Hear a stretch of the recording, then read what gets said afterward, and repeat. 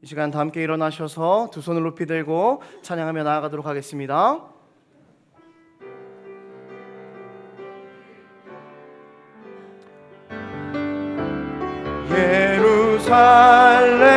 예루살렘아 여호와를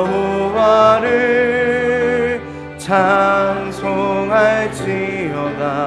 내 하나님을 감사함으로 그 앞에 나가며 주 임재 앞에 경배해. 예루살렘아 예루살렘아 여호와를 찬송할지어다. 내 하나님을 감사함으로 그 앞에 나가며 주 임재 앞에 경배해. 아멘. 우리 사도신경함으로 신앙을 고백합니다. 전능하사 천지를 만드신 하나님 아버지를 내가 믿사오며 그 외아들 우리 주 예수 그리스도를 믿사오니 이는 성령으로 잉태하사 동정녀 마리아에게 나시고 본디오 빌라도에게 고난을 받으사 십자가에 못 박혀 죽으시고 장사한 지 사흘 만에 죽은 자 가운데서 다시 살아나시며 하늘에 오르사 전능하신 하나님 우편에 앉아 계시다가 저리로서 산자와 죽은 자를 심판하러 오시리라. 성령을 믿사오며 거룩한 공회와 성도가 서로 교통하는 것과 죄를 사하여 주시는 것과 몸이 다시 사는 것과 영원히 사는 것을 믿사옵나이다. 아멘. 우리 다 함께 앉으셔서 찬송가 210장 함께 부르시겠습니다.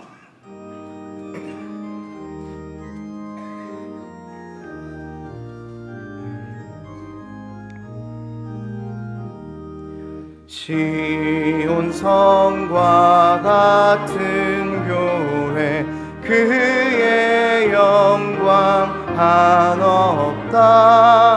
허락하신 말씀대로 주가 친히 세웠다.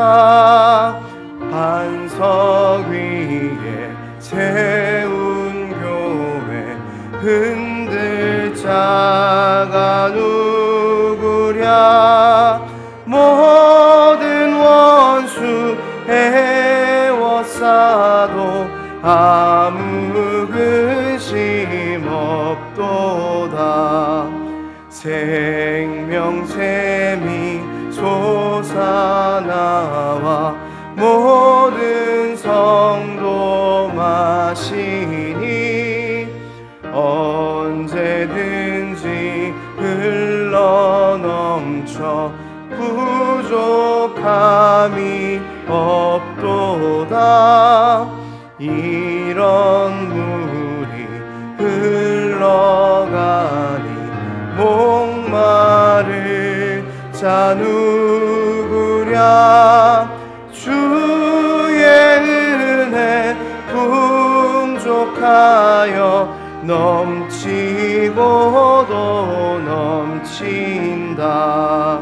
주의 은혜 내가 받아 시온 백성 되는 때 세상 사람 주를 찬송하리라. 세상 모든 영광 받지만 개 같으나 주의 자녀 받을 복은 영원 무궁하도다.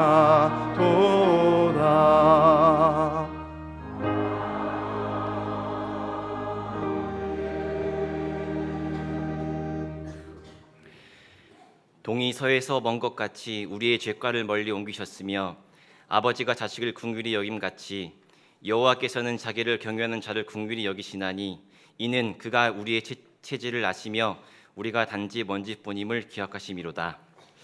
하나님, 우리의 죄가 차고 넘치는데 어떻게 우리를 긍휼히 여겨 주십니까? 하나님, 우리의 체질이 나약하고 악한데 어찌 우리를 긍휼히 여기십니까? 하나님, 인간의 자식을 향한 사랑도 그토록 놀라운데 당신의 그 사랑은 얼마나 놀라울까요? 하나님, 그 놀라운 사랑 우리 삶에 가득 넘치게 하시옵소서. 시름 중에 있을 때, 죄의 유혹에 넘어져 자책하고 있을 때, 사랑하는 사람을 떠나보낼 때, 성과에 도취되어 기쁨이 넘칠 때, 삶의 무게에 짓눌려 옴짝달싹 못할 때, 소망이 없이 무의미한 하루하루 보낼 때, 아름다운 자연의 풍경에 감탄할 때, 흥에 기어 노래하고 춤출 때, 인생의 무게 앞에 생을 내려놓고 싶을 때, 우리 인생 모든 순간에 하나님의 사랑이 함께함을 기억하게 하여 주시옵소서. 그리하여 모든 순간 동일한 평강과 은혜로 감사하며 살아가게 하여 주시옵소서. 2사단계 양육을 통하여 하나님을 더욱 깊이 만나는 시간 되게 하여 주시옵소서. 주일학교 각양각색의 섬김의 자리가 기쁨이 넘치는 자리 되게 하여 주시옵소서. 말씀을 전하시는 목사님에게 성령이 불같이 임하게 하여 주시고 그 은혜가 여기 모인 모든 성도들에게 흠뻑 임하게 하여 주시옵소서. 감사합니다. 예수님의 이름으로 기도드립니다. 아멘.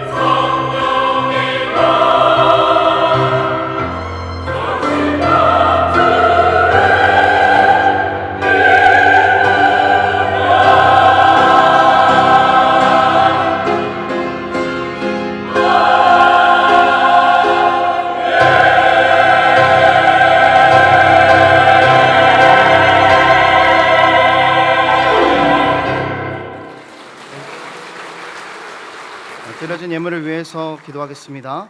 하나님, 오늘도 주의 은혜 안에서 저희를 살아갈 수 있도록 도우시고 죄로부터 구원하시는 은혜에 감사합니다.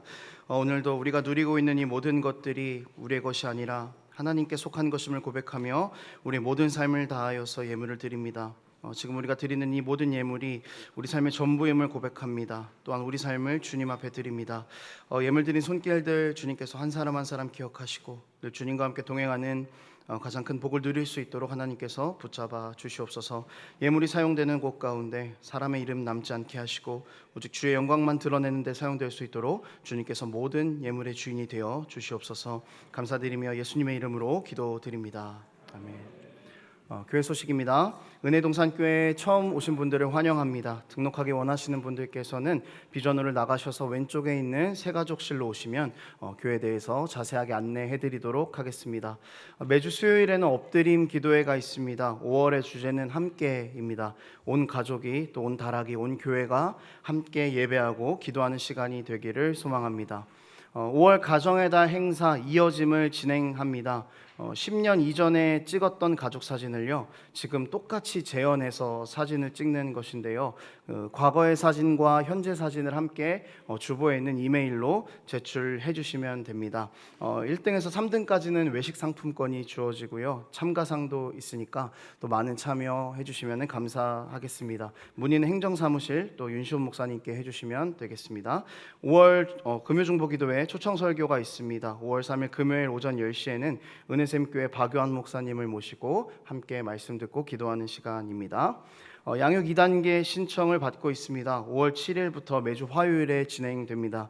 양육 1단계를 수료하신 분들이 참여하실 수 있고요, 신청 마감은 다음 주 5월 5일까지입니다. 문의는 윤시원 목사님께 해주시면 됩니다. 양육 4단계 모집 안내입니다. 화요일반 4월 30일부터 진행하고요, 주일반은 5월 5일부터 시작합니다. 양육 3단계까지 수료하신 분들이 지원하실 수 있고요, 각 반당 선착순 10명씩 받고 있습니다. 오늘 오전까지 사무실로 신청해 주시면 되는데 현재 화요일 밤반은 마감이 되었습니다. 문의는 신영태 목사님께 해주시면 됩니다. 그리스도의 강한 용사학교 여자 낮반을 모집하고 있습니다. 5월 16일 목요일부터 10주간 목요일 오전 10시에 진행합니다. 양육 4단계까지 수료하신 분들이 참여하실 수 있고요, 역시 10명 선착순으로 진행됩니다. 사무실로 신청해 주시면 되겠습니다. 늘푸른마을 섬김이를 모집하고 있습니다. 시간은 주일 오전 10시 30분에서 12시 30분까지입니다. 문의는 박기선 권사님께 해주시면 되겠습니다. 식당 봉사팀을 모집하고 있습니다. 봉사 시간은 오전 10시 30분에서 오후 1시까지입니다. 남녀 모두 가능하고요, 문의는 신미수 권사님께 해주시면 되겠습니다. 교통봉사팀 광고입니다. 교회를 진입하실 때에는 반드시 방향등을 점등하시고 진입해 주시면 되겠습니다. 교회에 들어오는 차 말고 통행하고 있는 차들도 있으니까요, 좀 방해가 되지 않게 꼭 방향 지시등을 켜시고 교회로 들어와 주시면 되겠습니다. 그리고 또 주차를 하실 때에는 교통봉사팀의 안내를 좀 잘 따라 주시면 감사하겠습니다. 서로가 서로를 배려하고 질서 있는 또 사랑 있는 교회를 주차장에서부터 그렇게 세워 나갈 수 있었으면 좋겠습니다. 반찬팀 봉사자를 모집합니다. 매월 둘째, 넷째 주 토요일에 진행합니다. 조리와 포장은 오전 9시, 배달은 11시에 진행합니다. 문의는 남기능 장로님, 김남기 집사님께 해주시면 되겠습니다. 남양 여3다락에서 선교 기금 마련을 위한 떡을 판매할 예정입니다. 5월 5일 2부 3부 예배 후에 비전센터 2층 로비에서 판매합니다. 수익금 전액은 선교사님들과 또 이웃들을 위해서 사용하오니 많은 구매 부탁드리겠습니다. 제2권사회에서 어버이날을 맞이해서 카네이션을 판매합니다. 수익금은 전액 늘 푸른 마을에 전달됩니다. 5월 3일부터 교회에서 구매하실 수 있습니다. 학부모와 함께하는 매월 첫 주 토요일 새벽 기도회가 진행됩니다. 5월 첫 주는 유아부를 위해서 저희가 집중적으로 함께 기도하는 시간입니다. 교인 동정입니다. 예단마을 배선아 권사님 모친상 당하셨습니다. 사랑마을 이재희 권사님 장녀 박소연 자매 결혼식이 5월 4일 오후 1시 20분에 웨딩시티 테크노마트 8층 아모르홀에서 있습니다. 교회에서는 오전 11시에 버스가 출발합니다. 이번 주 식당 봉사는 포도마을입니다. 다음 주 식당 봉사는 별빛마을 반성마을입니다. 그리고 다음 주 청소 봉사는 새빛마을 화평마을입니다. 이 시간 함께 하나님의 말씀을 읽도록 하겠습니다. 하나님께서 오늘 우리에게 주신 말씀은 사도행전 2장 14절에서 47절까지 말씀입니다. 사도행전 2장 14절에서 47절까지 말씀입니다. 신약성경 189페이지에 있습니다. 한 절씩 교독하도록 하겠습니다. 베드로가 11사도와 함께 서서 소리를 높여 이르되 유대인들과 예루살렘에 사는 모든 사람들아 이 일로 너희로 알게 할 것이니 내 말에 귀를 기울이라.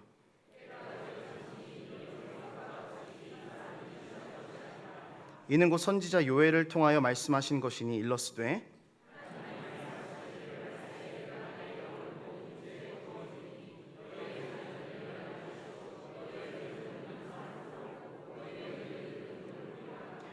그때 내가 내 영을 내 남종과 여종들에게 부어주리니 그들이 예언할 것이요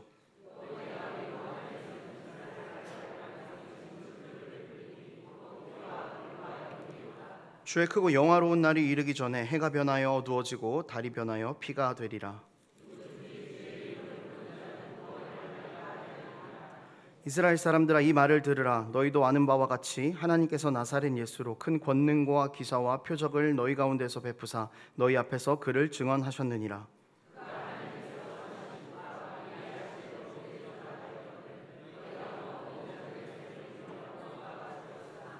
하나님께서 그를 사망의 고통에서 풀어 살리셨으니 이는 그가 사망에 매여 있을 수 없었음이라.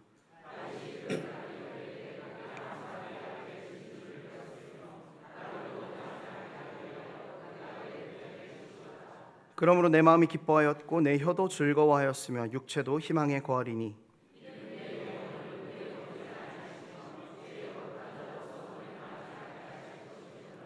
주께서 생명의 길을 내게 보이셨으니 주 앞에서 내게 기쁨이 충만하게 하시리로다 하였으므로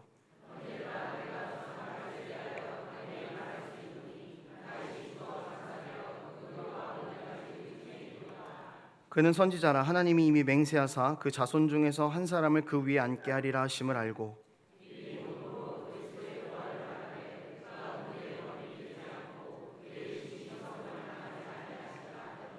이 예수를 하나님이 살리신지라 우리가 다 이 일의 증인이로다.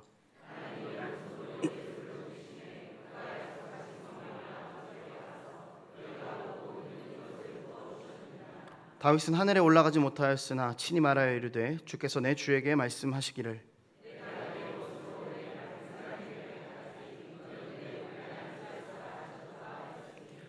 그런즉 이스라엘 온 집은 확실히 알지니 너희가 십자가에 못 박은 이 예수를 하나님이 주와 그리스도가 되게 하셨느니라 하니라.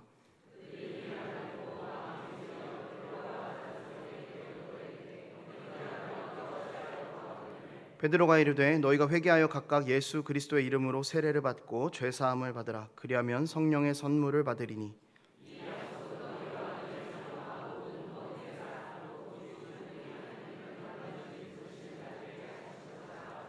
또 여러 말로 확증하여 권하여 이르되 너희가 이 패역한 세대에서 구원을 받으라 하니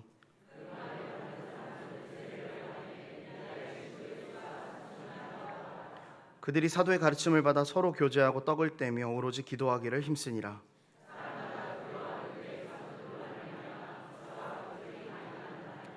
믿는 사람이 다 함께 있어 모든 물건을 서로 통용하고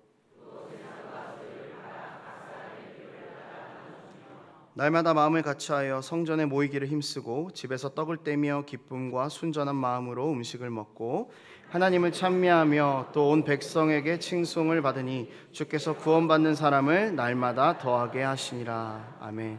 담임 목사님 나오셔서 교회의 탄생이라는 제목으로 말씀 전해주시겠습니다.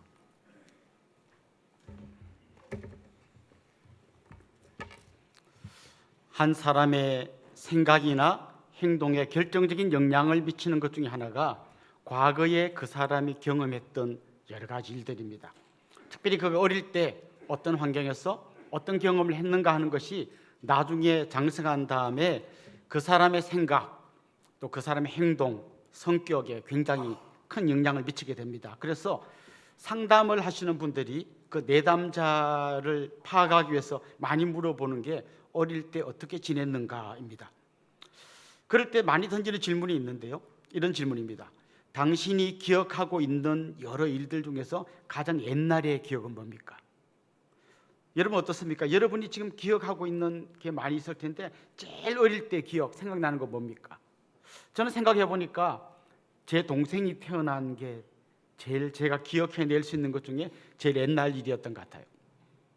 그때만 해도 방 한 칸에 뭐 엄마, 아빠, 저 같이 다 자고 심지어 아기도 그 방에서 낳았습니다.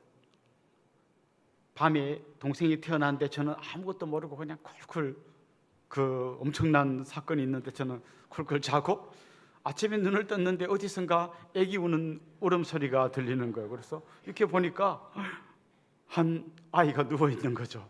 눈이 반짝반짝한 애가 얘가 어디서 나타났느냐? 엄마 뱃속에 있던 애가 이렇게 왔다. 저는 그 이 메커니즘이 이해가 안 되는 거죠. 어떻게 그 애가 여기 와 있는지 이해가 안 돼서 굉장히 신기했던 기억이 납니다. 그리고 제가 4살 때까지 독점했던 우리 엄마의 젖을 내 동생이 먹고 있는 걸 보고 그게 지금도 기억이 나요. 그래서 제가 이 막 신기한 소식을 바로 옆에 사는 제 친구 집에 가서 막 그 친구 엄마나 친구에게 내 동생이 태어났다고 이렇게 막 알렸던 기억이 납니다. 그리고 지금 제가 기억하는 건 아닌데 저희 모친이 이제 저한테 해준 이야기인데요. 제가 막 동생이 너무 이뻐가지고 제가 아끼던 간식인 건빵을 동생 요 가슴팍에 이렇게 딱 나중에 먹으라고 이렇게 올려놓고 한 개를 입에다 딱 넣어놓고 제가 밖에 놀러 갔다는 얘기를 한번 들어봤습니다. 한 생명의 탄생이라고 하는 굉장히 신비로운 거예요. 어떻게 이 한 생명이 숨을 쉬고 가슴이 풀떡이는 이 생명이 태어났는가? 어린 제 눈에도 이렇게 신기하게 보였는데 뭐 아마 여러분도 자녀를 낳거나 하면서 이런 경험을 해보셨을 거예요. 그런데 저는 한 생명이 태어나는 것도 이렇게 놀라운 경험이지만 교회가 태어나는 것도 어마어마한 사건이라고 생각합니다. 이제 우리 교회가 지금 한 19년 반 됐습니다. 연말 되면 20년, 이제 청년이 되는데 그 첫 예배를 드릴 때의 그 감격이 아직도 저 안에 살아남아 있습니다. 우리 교회 건물도 없이 저 과수원 한 켠에서 첫 예배를 드리는데 과연 몇 명이나 모일까? 과연 어떤 일이 일어날까? 막 가슴 졸이면서 그렇게 딱 가서 같이 그 예배를 드릴 때 우리 건물도 없고 뭐 앞으로 이 교회가 어떻게 될지도 모르는 막막함 속에서 예배를 드리지만 그 첫 교회가 탄생하는 그 감격과 기쁨은 20년이 지난 지금까지 제 가슴에 생생하게 살아 있습니다. 더 감사한 것은 이런 교회가 우리 교회에서부터 계속해서 태어나고 있다는 거예요. 2년에 한 번씩 또 새로운 교회가 태어납니다. 이렇게 또 성도님들이 막 파송되어 가고 이 앞에 나와서 우리가 눈물로 그들을 보낼 때 저분하고 평생 같이 하고 싶은데 가시는구나 라고 하는 아픔과 헤어짐의 그 아쉬움과 애틋함이 있지만 그것보다 더 큰 거는 또 새로운 교회가 하나 태어나는 거예요. 그래서 정말 아무것도 없는 곳에서 정말 너무나 놀라운 주님의 교회 하나가 새로 태어날 때 그때 그 감격을 아마 여러분 모두가 2년에 한 번씩 경험하게 될 겁니다. 자, 그렇다면 여러분 이 교회라고 하는 공동체는 언제 처음 태어났을까요? 최초의 교회, 첫 번째 교회는 언제 탄생했을까요?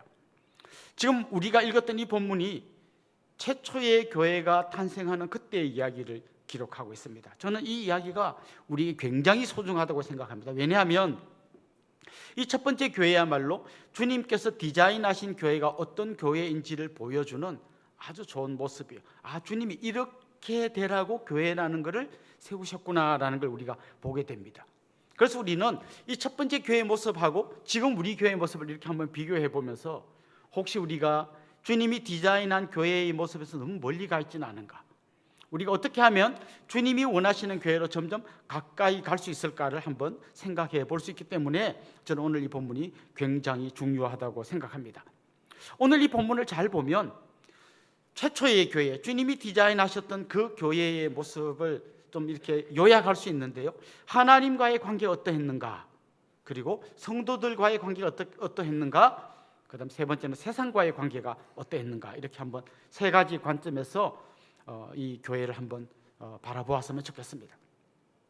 먼저 하나님과의 관계가 어떠했을까 이렇게 보면, 여러분 첫 번째 교회 언제 생겼습니까? 어떻게 생겼습니까? 묻는다면 오순절 성령의 강림을 절대 빼놓고 이야기할 수 없습니다. 그전에도 제자들이 모였고, 그전에도 기도했고, 또 예수님이 살아계시고 성천하기 전까지는 예수님과 함께 다녔지만 그때 그런 모임을 교회라고 부르지는 않았어요. 교회가 된 건 언제부터인가 하면 오순절날 성령이 강림한 그때부터 교회가 된 거예요. 그러니까 최초의 교회, 첫 번째 교회의 가장 중요한 특징은 놀라운 성령의 임재였습니다. 성령께서 임재하신 거예요. 그 성령께서 각 사람을 변화시킨 겁니다. 두려움에 떨던 사람을 담대한 전도자로 바꾸어 놓았습니다. 아무 대책 없이 살아가던 사람들이 정말 사명을 따라 살아가는 사람으로 바뀌게 되었습니다. 언제? 성령이 강림하셨을 때. 그래서 교회가 교회되게 만드는 가장 중요한 특징 중 하나는 날마다 성령의 강력한 임재를 경험하는 겁니다. 저는 오늘 여러분 이 예배에 나오셨을 때 그냥 일주일에 한 번씩 오는 교회 이렇게 생각하지 마시고, 주님 오늘 이 예배 중에 성령께서 임재하여 주시옵소서.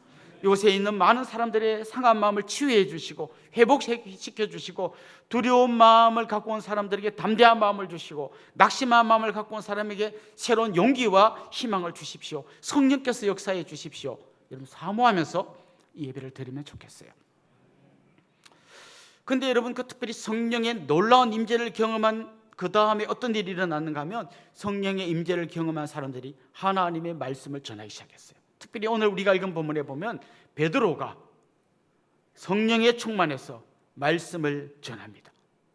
예수님 잡히실 때 두려워 도망갔던 베드로가 아닙니다. 그냥 물고기 잡던 평범한 어부 베드로가 아닙니다. 그는 지금 성령의 놀라운 능력에 사로잡혀서 말씀을 전하고 있습니다. 특별히 그는 말씀을 전하면서 이렇게 이야기합니다. 지금 제가 말씀을 전하는데, 그리고 지금 우리가 성령의 놀라운 은혜를 경험하고 우리 안에 놀라운 역사가 일어나는데, 이게 갑자기 일어난 사건이 아닙니다. 이 놀라운 일들이 성경 말씀에 이미 예언되어 있습니다. 이걸 지금 말씀을 전하고 있습니다. 우리 17절에서 21절 베드로가 뭐라고 이야기했는지 한 목소리를 같이 한번 읽어보겠습니다. 하나님이 말씀하시기를 말세에 내가 내 영을 모든 육체에 부어주리니 너희의 자녀들은 예언할 것이요 너희의 젊은이들은 환상을 보고 너희의 늙은이들은 꿈을 꾸리라.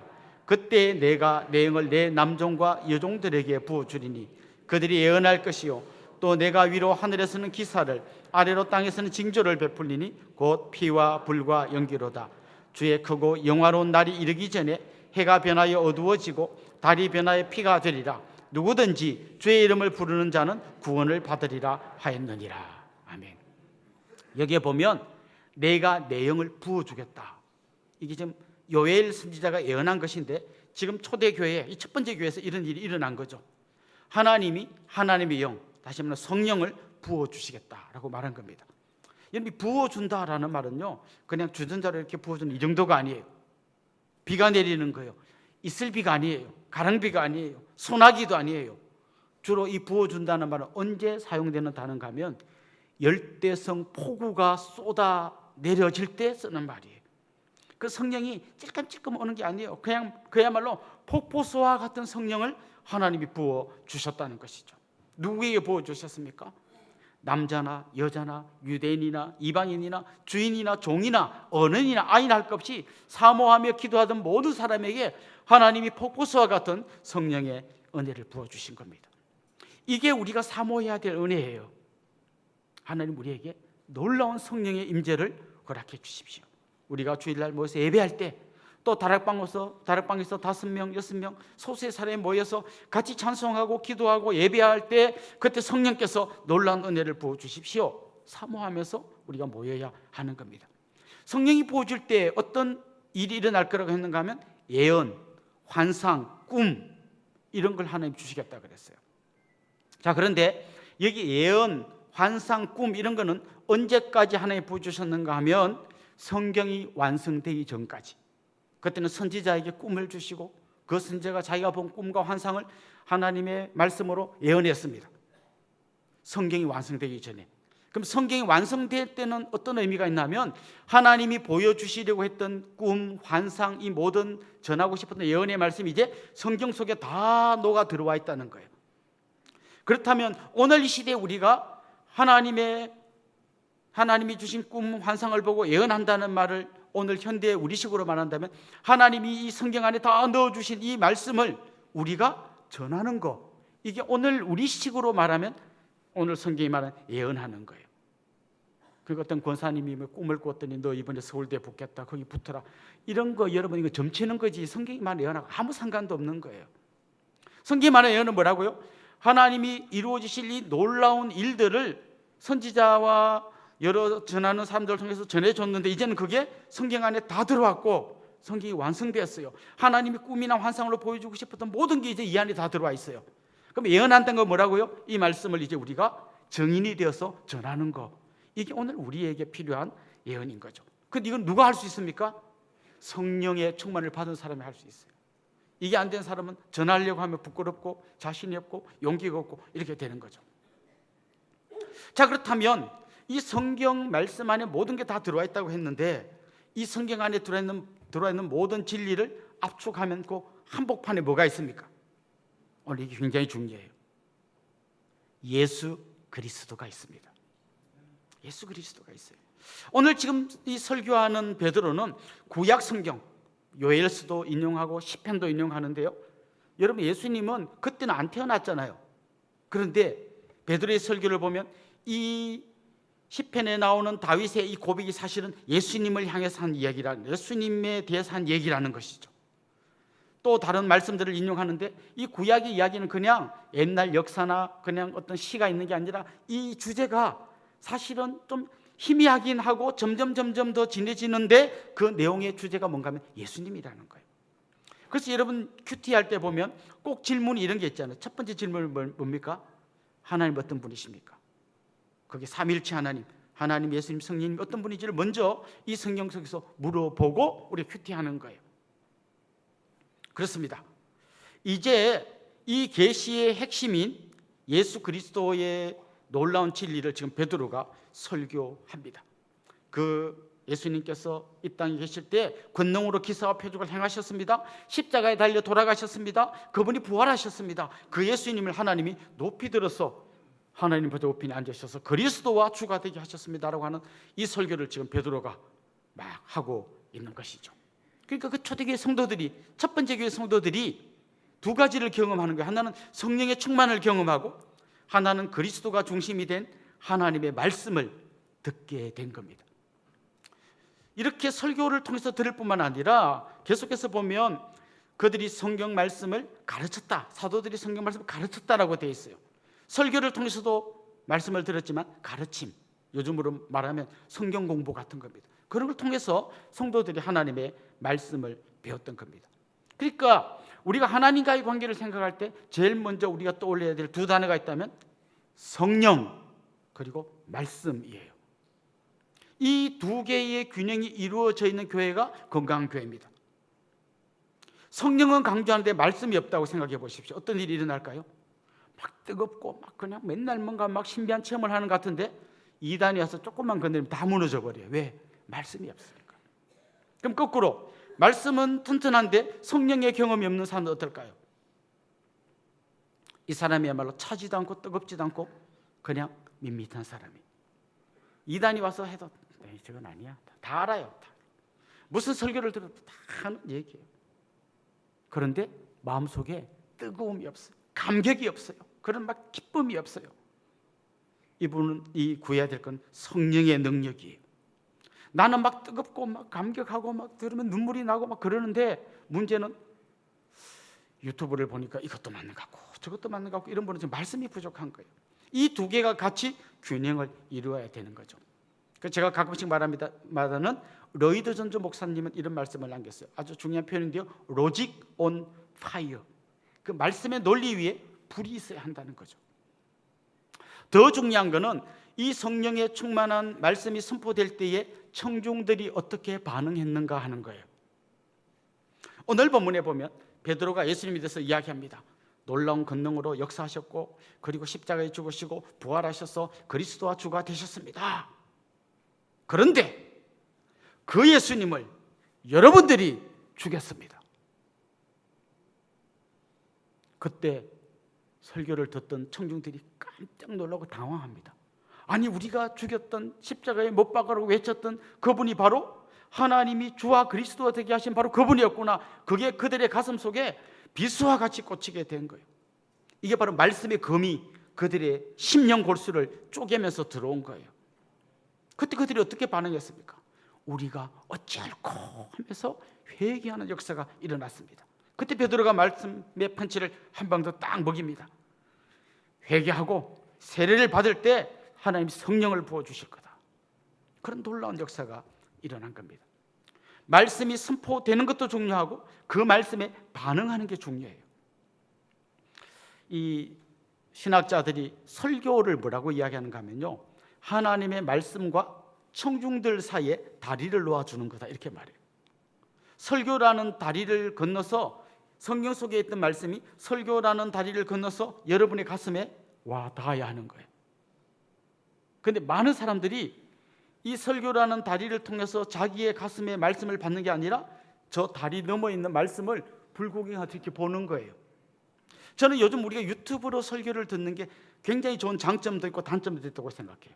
전 세계 어디에서나 정말 좋은 말씀, 그 말씀 우리가 유튜브를 통해 들을 수 있습니다. 굉장한 장점이죠. 찾아가지 않아도 방 안에서 다 들을 수 있으니까요. 그런데 한 가지 걱정되는 건 뭔가 하면, 마치 우리가 백화점 같은 데 가서 물건을 사진 않고 아이 쇼핑 많이 하잖아요. 이렇게 이쁘네 막 들었다 놨다 하면서 이렇게 막 왔다 갔다 하잖아요. 그때 제일 부담스러운 게 뭔지 아세요? 그 가게 점원이 나서 뭐 찾으시는 거 있으세요? 이렇게 물으면 아니야 괜찮습니다 하고 또 얼른 옆집에 가서 딴 걸 들었다 놨다 계속 합니다. 여기까지만 하고 싶은 거예요. 들었다 놨다 관심을 갖고 이쁘네 하고 돈 있으면 사고 싶다 이렇게 지나가지 사진 않잖아요. 아이 쇼핑이 그런 거잖아요. 그런데 제가 유튜브 설교를 듣는 분들의 마음이 이런 것 같아요. 그 설교를 하는 목사님 교회 가서 막 같이 은혜 받고 같이 그 교회에서 하는 거 아니에요. 그냥 말씀을 듣고 잘하시네. 한 5분 들어도 재미가 없어. 그러면 또 가서 옆집 다른 또 물건을 들었다 놨다 하는 것처럼 요 설교도 들어보고 저 설교도 들어보고 요건 재밌네 좀 더 많이 들어보고, 그럼 우리 교회 이거 갈 건 아니고요. 제가 그냥 이렇게 될 위험이 상당히 많다는 거예요. 이렇게 자꾸 익숙해지다 보면 말씀이 설교의 다리를 건너서 내 심령과 골수를 쪼개는 게 아니고 그냥 구경하는 거예요. 괜찮네, 잘하네, 재밌네. 그리고 내가 아무리 설교를 하루에 10편씩 들으면 뭐합니까? 그 말씀이 그 다리를 건너오지 않고 내 심령에 박히지 않고 난 항상 저 너머에 있는 그것만 보는 거예요. 그래서 귀는 엄청 높아져요. 거의 심사위원 수준이에요. 딱 들으면 알아요. 10점, 9.8, 7점, 탈락 다 알아요. 그런데 그 말씀이 내 심령에 요만큼도 영향을 끼치지 못한다면 우리의 신앙에 심각한 문제가 있는 거예요. 저는 여러분 큐티를 할 때, 그냥 우리 성경 읽기 말씀을 읽고 들을 때, 설교를 들을 때 이 말씀이 그 다리를 건너와서 내 가슴에 박혀야 해요. 그래서 내 지친 심령, 죽고 싶은 마음, 우울한 마음에 이 말씀이 들어와서 내 마음에 새로운 감동을 주고 감격을 주고 위로를 주고 새 힘을 주는 걸 경험하셔야 돼요. 때로는 오늘 본문에 나온 것처럼 이 말씀의 금이 나를 찌를 때에 내가 엉뚱한 길로 가고 있다 그 삶에서 돌이켜서 회개하고 주님 앞으로 돌아오는 역사가 일어나야 해요. 그래야 우리 삶에 이 말씀이 살아서 역사하는 겁니다. 다시 요약하자면 초대교회 성도들과 하나님과의 관계, 제일 중요한 것은 성령과 말씀이에요. 성령으로 충만하고 말씀에 내가 반응하여 변화되는 이런 놀라운 삶을 그들이 살았던 것이죠. 저는 이 말씀의 거울 앞에 여러분을 한번 비추어보면 좋겠습니다. 지금 내 신앙 어떤가? 내 가슴에 정말 성령의 뜨거움이 있는가? 말씀에 대한 반응이 나에게 있는가? 한번 돌아보면 좋겠습니다. 두 번째 우리가 한번 살펴볼 것은 성도들과의 관계예요. 그 당시 같이 교회에 모였던 성도들이 어떻게 지냈는가 하는 겁니다. 오늘 보면 42절에서는 이렇게 말합니다. 그들이 사도의 가르침을 받아 서로 교제하고 떡을 떼며 오로지 기도하기를 힘쓰니라. 여기 보면 교제했다 그랬어요. 코이노니아, 이 교제했습니다. 그냥 교제했는데 그 교제의 내용을 잘 보니까 두 가지 중요한 표현이 보니 하나는 떡을 뗐다라는 말이 나와요. 이것 좀 성찬식의 이미지가 많이 들어 있습니다. 그러나 동시에 같이 먹었다라는 거죠. 여러분, 같이 먹는 게 얼마나 중요한지 아십니까? 우리가 다락방에 모일 때 우리가 말씀 들고 서로 나누려고 모였지 먹으려고 모였냐? 우리는 그런 데 신경 쓰지 말고 오직 말씀에 집중하자. 이건 성경을 잘 모르는 사람들이에요. 떡을 떼야 돼요. 먹어야 돼요. 먹을 때 입만 열리는 게 아니라, 목구멍만 열리는 게 아니라 우리의 마음도 열립니다. 같이 떡을 떼는 거예요. 그리고 뭐 했나 하면 그들이 기도했어요. 같이 모여서 어떻게 기도했습니까? 한 마음으로 같이 기도하는 거예요. 기도하다 보면, 한 마음으로 기도하다 보면 어떤 일이 일어날까요? 우리 다락방 식구들과 한 마음으로 기도합니다. 기도 제목이 뭡니까? 지금 우리 어머니가 위독하십니다. 누가 어떻습니다? 우리 아이가 지금 이렇게 힘듭니다. 그때 한 마음으로 기도하면 어떤 일이 일어나는가 하면요, 이분의 아픔이 내 아픔인 것 같아요. 이분의 눈물이 내 눈물인 것 같아요. 그러면 오늘 본문에 그 다음에 어떤 과정으로 이어지나 하면 44절 47절에 이렇게 되어 있습니다. 한번 같이 읽어봅시다. 믿는 사람이 다 함께 있어 모든 물건을 서로 통용하고 또 재산과 소유를 팔아 각 사람의 필요를 따라 나눠주며 날마다 마음을 같이하여 성전에 모이기를 힘쓰고 집에서 떡을 떼며 기쁨과 순전한 마음으로 음식을 먹고 하나님을 찬미하며 또 온 백성에게 칭송을 받으니 주께서 구원받는 사람을 날마다 더하게 하시니라. 아멘. 이 물건을 서로 통용하고 재산을 팔아 나눠줬다. 이게 무슨 말인가 하면요, 지금 옆에 사람하고 막 기도하는 거예요. 이 집이 사업에 실패해가지고 지금 당장 내일 살 돈도 없습니다. 그때 막 하나님 이 가정의 경제를 회복시켜 주시고 빨리 좀 해주세요. 막 기도하는 걸로 끝나는 게 아니라 우리 집에 있는 쌀이라도 갖다 주고 싶은 거예요. 우리 집에 있는 김치라도 갖다 주고 싶은 거예요. 내가 이번에 그때 회사에서 갑자기 생각지도 않은 뭐가 들어왔는데 이걸 누구에게 주고 싶은 거예요. 이런 마음이 막 생겨난 거죠. 그건 저절로 생겨난 게 아니라 같이 말씀 앞에 모이고 같이 기도할 때 그런 역사가 일어났다는 거죠. 한마디로 가족이 된 거예요. 성도가 가족이 된 겁니다. 그래서 멀리 누군가의 아픔과 슬픔을 소식으로 듣는 게 아니라 같이 기도하고 같이 아파하고 같이 울어주고 하는 것이죠. 제가 옛날에 그 청년들을 지도할 때 이렇게 막 같이 나누어주고 했더니 그때 한참 우리 때 막 이거 운동권이 막 득세할 때잖아요. 한참 학교에서 이런 거 많이 한 청년이 이게 바로 공산주의 아닙니까? 성경 공산주의와 더 가깝지 않습니까? 이렇게 말하더라고요. 여러분, 공산주의와 오늘 이 본문에 나오는 막 서로 물건을 나누고 통용하고 재산을 팔아 나누고 이거 뭐가 차이가 있을 것 같아요? 공산주의는 강제로 뺏어서 나눠주는 거예요. 이 성경의 이 원리는 강제로 뺏어서 평등하게 하는 게 아니라 내가 받은 은혜가 너무 크고 감격스러워서 이거를 흘려보내주는 거예요. 거기에 이제 우리 성경의 표현대로 하면 내 잔이 넘치나이다. 내 이 잔이 가득 찬 게 아니라 넘쳐. 이 넘쳐난 이 은혜가 막 옆으로 흘러가는 거예요. 가난한 이웃에게도 나눠주고 옆에 있는 사람에게 나눠주고 싶고 지금 나한테 2개가 있는데 굳이 나 2개 필요 없어. 1개 누구 주고 싶고 이러는 거예요. 여러분도 아마 잘 모르시는 분이 많을 텐데요. 이따가 나가실 때 한번 보십시오. 우리 교회에 그 그레이스홀 그 길 건너편에 보면 거기에 주차장 있잖아요. 비포장 주차장. 거기에 사랑 나눔 가게가 있습니다. 그게 뭐 하는 가게인가 하면 그게 우리 교회가 운영하는 가게예요. 여러분 가정에 있는 물건이나 뭐 이렇게 아주 괜찮은 건데 너무 많은 거 있잖아요. 예를 들면 이사를 갔는데 막 사람들이 오는 사람마다 화장지를 사와가지고 놔둘 데가 없어. 우리 화장지 필요하긴 하지만 뭐 이렇게 20개까지는 안 필요해. 그럼 그 남는 거 당장 안 필요한 거를 사랑 나눔 가게에다가 주는 거예요. 지금 거기 가면 온갖 것들이 있습니다. 휴지도 있고 샴푸도 있고 비누도 있고 뭐 우리 집에 넘쳐나는 것들을 거기다 주는 거예요. 때로는 넘쳐나진 않지만 나누어 쓰고 싶다. 그런 거 있으면 거기다 갖다 주는 거예요. 매일 문을 열지는 않습니다. 주일날 거기다 갖다 주면 그곳에 잘 물건을 정리해 놓으면 탈북자라든지 다문화 가정이라든지 그분들이 한 달에 4만 원치 쿠폰을 가지고 그걸 가져갈 수 있어요. 우리 이런 방식으로 나누는 겁니다. 우리가 특세할 때마다 희년 헌금을 하고 이걸 우리 가난한 이웃들 아니면 절대적인 빈곤은 아니지만 지금 짧은 요 시간 내에 굉장히 힘든 가정에게 흘려보내는 거죠. 또 바로 우리 이웃 교회들 다 우리 주님의 교회들인데 굉장히 힘들어하는 교회들에게 흘려보냅니다. 이번에도 우리 교회에서 보낸 그 헌금을 받은 교회들이 많이 이렇게 문자가 왔어요. 지금 주일학교 사역을 위해서 요만큼이 필요한데 그걸 위해서 3일간 금식 기도했는데 하나님이 우리 기도를 듣고 응답해 주신 것 같습니다. 너무 감사합니다. 은혜의 동산교회에 감사합니다. 우리가 볼 때 그렇게 큰 돈은 아니지만 그분에게는 너무 소중한, 정말 그 주일학교 막 이 아이들에게 뭐라도 좀 해주고 싶은데 그게 그만큼 없는 거죠. 그래서 막 기도했는데 응답됐다는 거예요.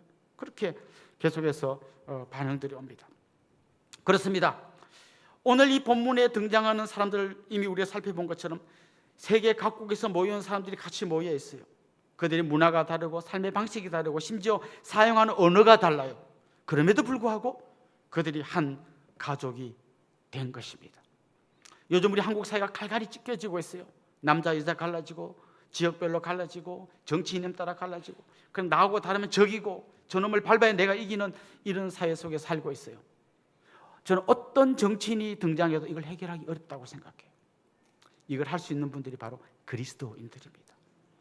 그래서 우리 교회 안에 서로 고향이 다르다고, 서로 정치적인 이념이 다르다고 다락방 예배 드리다가 싸우시면 안 됩니다.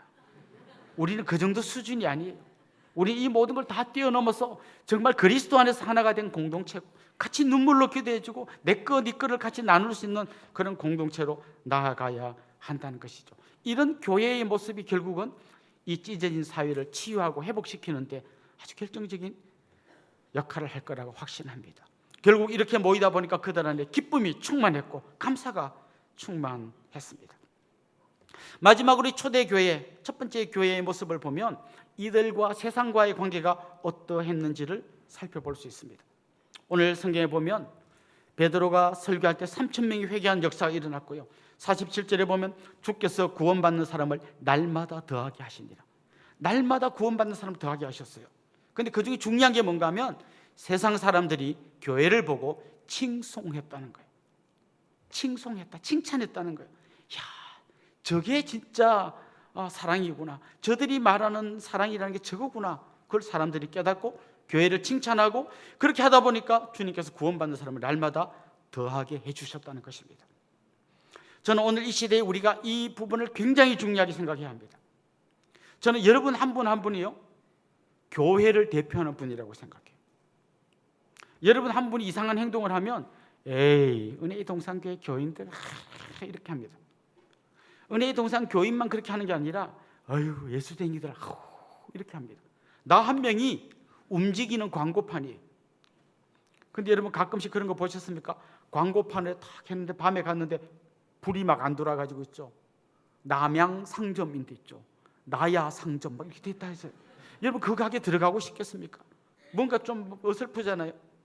여러분이 그런 존재가 될 수 있는 거예요. 여러분을 딱 보고 교회가 어떤 데를 생각하는데 여러분이 어떤 사람인지를 여러분만 보는 게 아니라 여러분 뒤에 있는 교회를 보게 되는 거죠. 내가 주님의 교회의 광고판이 되는 겁니다. 요즘 이 시대에 굉장히 중요한 트렌드 중에 하나가 공정이에요. 조금이라도 내가 손해보면 절대 못 참습니다. 식당에 갔는데 물컵에 고춧가루가 묻어 있어요. 내가 지금 12,000원이나 내고 밥을 사 먹는데 이 고춧가루 묻은 이걸 내가 먹어야 되냐고 이렇게 해서 와보라고 보이냐고 바꿔오라고. 그래서 나는 12,000원치를 충분히 다 찾아 먹어야 되겠다는 공정의식이 우리 안에 너무 강해요. 저는 여러분이 이 흐름을 따라가지 않았으면 좋겠어요. 진짜 여러분의 막 생명이 위협받거나 막 결정적으로 손해가 끼쳐지는 게 아니라면 아유 이분이 바빴나 보다. 왜? 나도 어쩌면 저 자리에 서 있을 수 있잖아요. 내가 저 자리에서 서빙할 수도 있잖아요. 그런 거는 좀 너그럽게 닦아주고 아무 말 하지 말고 가서 그냥 컵 하나 가져오세요. 막 숟가락에 뭐가 묻었는데 이걸 씻었어요 안 씻었어요? 그걸 굳이 꼭 확인해가지고 씻긴 씻었는데 좀 덜 씻겨졌다는 그 말을 꼭 들어야 되겠습니까? 안 들어도 다 아는 거 아니에요. 근데 막 공정해야 된다. 예, 내가 아파트 관리비를 37,800원이나 특별히 청소비를 냈는데 우리 집 앞에 여기 떨어진 걸 청소하시면 안 줘. 그걸 굳이 밝히려고 저는 애쓰지 않았으면 좋겠어요. 우리는 그 공정이라고 하는 그런 생각으로 사는 사람이 아니에요. 우린 이웃들에게 정말 그리스도의 향기를 전하는 사람, 그리스도의 사랑을 전하는 사람이. 그래서 내가 막 공정하게 막 고춧가루를 기어이 떼내고 드디어 12,000원치 내가 그걸 다 찾았는데 나가면서 예수 믿으세요 그려보세요. 뭐라 그럴까요? 그분이 너나 잘하세요. 그래서 좀 특별히 사회 약자들, 뭐 경비하시는 분들, 청소하시는 분들, 서빙하시는 분들, 그냥 뭐 택배하시는 분들, 그런 분들에게 내 거 다 찾아내려고 하지 말고, 아이고 이분이 뭐 바빴나 보다, 미숙했나 보다, 그리고 좀 한번 좀 덮어주는, 이게 되어야 우리가 주변 사람으로부터 칭송을 받고, 참 저분 고맙다. 택배하러 오신 분에게 음료수 하나 건네면서 아이고 고생하십니다 드세요 할 때 왜 주지? 근데 이렇게 가려고 보니까 대문에 은혜의 동산교 교회가 붙어 있어요. 그럼 이분이 교회 다니는 사람들은 뭔가 좀 다르구나 이럴 거 아니에요. 근데 뭐 왜 이틀 전에 출발했다는 게 왜 오늘 밤 10시 안에 와야 되는데 10시 10분에 왔으면, 이런 걸 따지는 건 저는 우리 그리스도인들 안 그랬으면 좋겠어요. 특별히 우리 성도님들은 그렇게 살 사람들이 아닌 거죠. 우린 더 이상 고장난 광고판이 아니라 나에게서 그리스도의 빛이 반사되고 내게서 그리스도의 향기가 흘러나가는 사람이 되어야 하는 거죠. 사실 감사하게도 우리 교회는 그래도 많은 분들에게 칭송을 받고 있어요. 대부분. 그래서 어떤 분들은 어떻게 우리 교회에 오셨습니까? 물어보면 부동산에서 가라고 했습니다. 근데 안 믿는 부동산이 교회를 찾고 있습니다 했더니 자기는 교회는 안 다니지만 이 교회를 가보세요 이렇게 말했다는 거예요. 어떤 분은 택시 운전사에게 이 동네에 좋은 교회가 어디 있습니까 했더니 이분이 가던 길을 돌이켜가지고 우리 교회를 보여주고 여기를 다니십시오 하고 다시 목적지로 갔다는 얘기도 들었어요. 결국 저는 여러분 안에 이게 있어야 되는 거죠. 저는 우리가 구원받았고 구원의 확신이 있다는 것을요 잘못 적용하지 않았으면 좋겠어요. 예수 믿습니까? 믿습니다. 그럼 당신 구원받았습니다. 당신이 무슨 짓을 해도 구원이 흔들리지 않습니다. 그건 구원의 확신이 아니고 구원파의 정신 승리예요. 진짜 예수를 경험한 사람은, 진짜 그리스도가 내 속에 들어와서 성령의 임재를 경험한 사람은 내 속에서 그리스도의 빛이 반사되어야 돼요. 그리스도의 향기가 흘러나가야 돼요. 저는 여러분 안에 그런 역사가 있기를 소망합니다. 오늘 말씀을 보십시오. 세 가지 면에서 그들은 하나님과의 관계에서 성령 충만하고 말씀을 받고 말씀에 반응했습니다. 공동체 안에서 한 가족이 되어서 같이 울어주고 같이 기도하고 하나가 되었습니다. 그리고 세상과의 관계에서 세상 사람들에게 칭송을 받으며 수많은 사람들이 주님 앞으로 돌아오는 구원의 역사가 일어났습니다. 우리 교회가 그런 교회가 되기를 원하고 여러분 한 분 한 분이 그런 성도가 될 수 있기를 주님의 이름으로 축원합니다. 우리 같이 한번 찬양하겠습니다. 우리에겐 소원이 하나 있네. 이 찬송 같이 하겠습니다.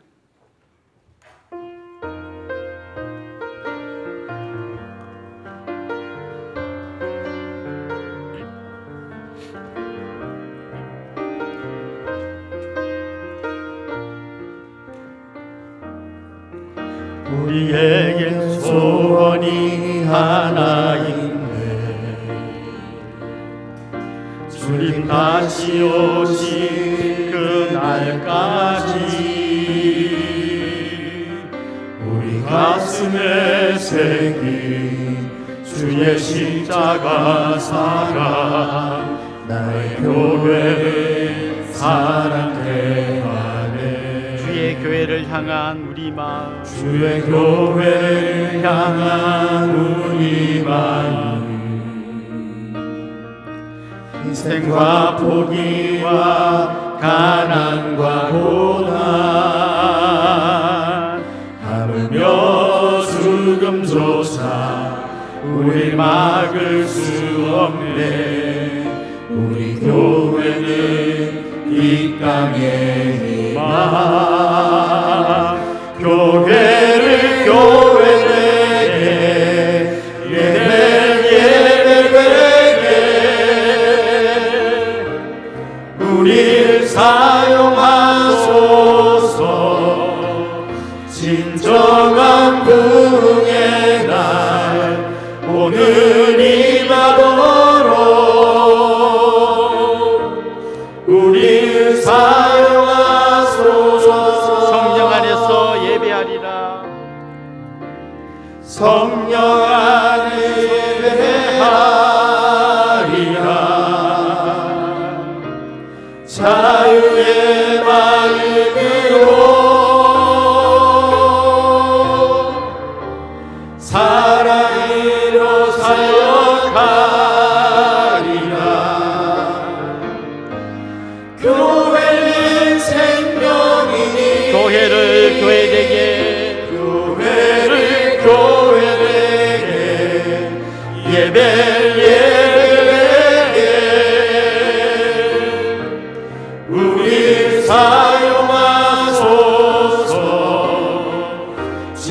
진정한 부흥의 날 오늘 임함으로 우리 사용하소서. 우리 말씀을 생각하면서 같이 기도하겠습니다. 오늘 본문에 소개된 최초의 교회를 보면서 우리 교회도 이런 교회가 되게 해달라고 기도합시다.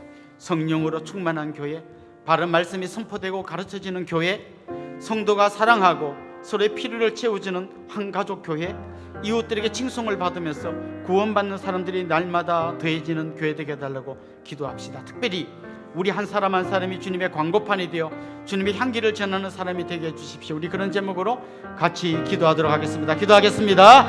하나님 아버지, 오늘도 우리에게 주신 이 말씀 앞에 우리가 서리며 말씀의 거울 앞에 우리 교회를 비추어 봅니다. 나를 비추어 봅니다. 하나님이 예배 가운데 성령의 놀라운 임재가 있기를 간절히 소망합니다. 하나님, 우리 예배 가운데 바른 말씀이 선포되어지고 이 말씀이 그 설련한 다리를 건너서 내 가슴에 박히게 하여 주옵소서. 하나님, 지친 영혼들, 상처받은 영혼들이 치유받고 위로받고 샘을 얻는 그런 말씀이 되게 하여 주시고, 또 때로는 이 말씀에 내 심령과 골수를 쪼개 회개하고 돌이키는 능력의 말씀이 되게 하여 주옵소서. 하나님 아버지, 기도합니다. 우리 온 성도들이 한 마음으로 서로 사랑하고 존경하고 아끼고 섬기고 나누면서 정말 가족으로서 놀라운 은혜를 경험하는 귀한 교회가 되게 하여 주옵소서. 더 나아가 세상 가운데서 수많은 믿지 않는 사람들에게 칭송을 받는 교회가 되어서 구원받는 사람이 날마다 더해지는 감격의 역사가 있게 하여 주옵소서. 하나님 아버지, 성령이 강권적으로 임재하시고 말씀이 선포되며 그리스도가 드러나는 초대교회의 감격적인 모습을 저희들이 봅니다. 우리 교회가 이런 교회 되게 하여 주옵소서. 하나님, 성도들이 서로 사랑하고 서로 위해서 눈물로 기도하는 가운데 서로의 필요를 따라 나눠주고 사랑하고 섬기는 교회가 되게 하여 주옵소서. 한 걸음 더 나아가 이웃에게 칭송을 받으며 우리가 가는 곳마다 그리스도의 빛을 반사하며 우리가 가는 곳마다 그리스도의 향기를 전할 수 있는 그런 성도, 그런 교회 되게 하여 주옵소서. 예수님의 이름으로 기도드리옵나이다. 아멘. 저를 잠깐만 주목해 주시면 좋겠습니다. 같이 한번 환영하고 또 축하하고 축복하면 좋겠는데요. 지난주가 생일이었던 분 한번 손 들어볼까요? 한번 일어나 보시죠. 지난주가 생일이었습니다. 네, 저 뒤에도 계시고요, 중간에도 계십니다. 우리 권사님. 또요, 결혼기념일. 예, 한번 일어나시죠. 네, 우리 장로님들, 우리 권사님, 우리 이동명 장로님, 권사님 특별히 이번에 50주년 금혼식이셨습니다.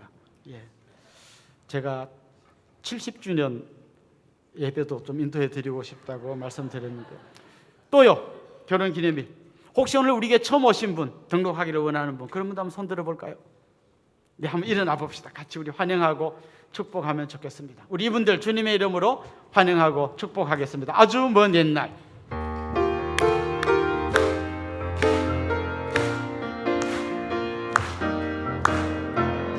아주 먼 옛날 하늘에서는 당신을 향한 계획이 있었죠. 하나님께서 바라보시고 좋았더라고 말씀하셨네. 이 세상 그 무엇보다 귀하게 나의 손으로 창조하였노라.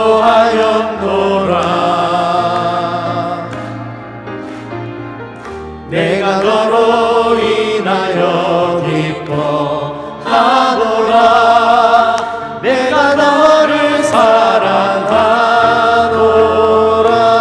사랑합니다. 축복합니다.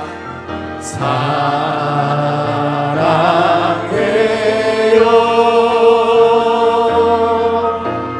축복해요.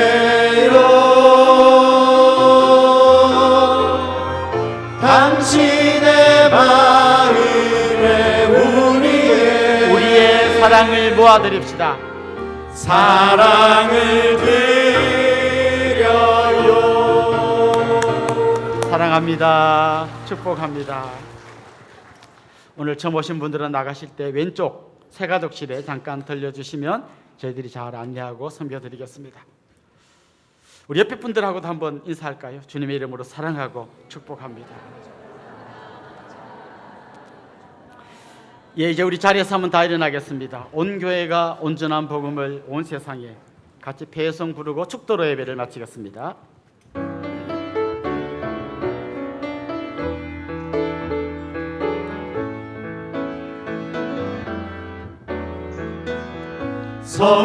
성령님 이곳에 거하소서.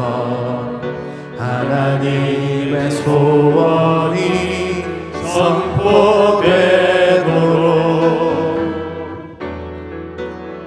메마른 이 땅 덮으소서. 끝까지 사랑하신 사랑으로 성령님 이곳에 거하소서.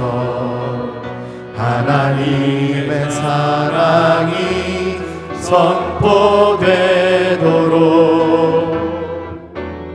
살리시고 사랑하시는 아버지들, 주의 교회가 살아내도록 나를 보내 상상한 마음 고치소서. 이룬 부사 아름다운 소식 전하게 하소서. 온 교회가 일어나 온전한 복음을